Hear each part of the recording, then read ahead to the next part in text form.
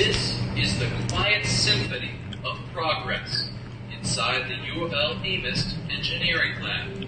3D printers scattered about the classroom perform choreography to the tune. We showed you last week how they're creating face shields to be worn by doctors and nurses who are putting themselves in harm's way to keep us healthy. Have you ever had a more worthwhile project in class?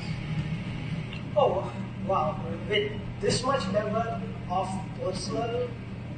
personally affecting someone or, getting to help someone, I don't think so. The lab has orders for 1,500 shields per week.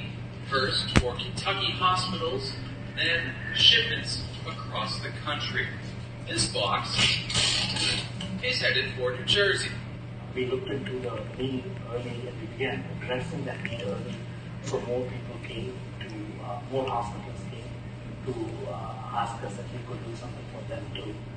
Through multiple buildings, staff and students are now making shields, N95 masks, test swabs, and this. A prototype machine that can support 2 patients on the same ventilator.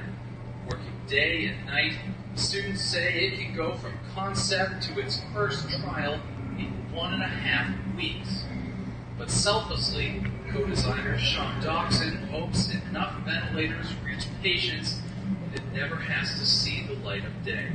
To know that if the need arises, that we can rise to that challenge and give back to the community, our local hospitals, and help out where we can. But yeah, it would be nice if they needed that we could save some lives. In this time of isolation, they're breathing life into the human spirit. In Louisville, David Guilford, Spectrum News 1.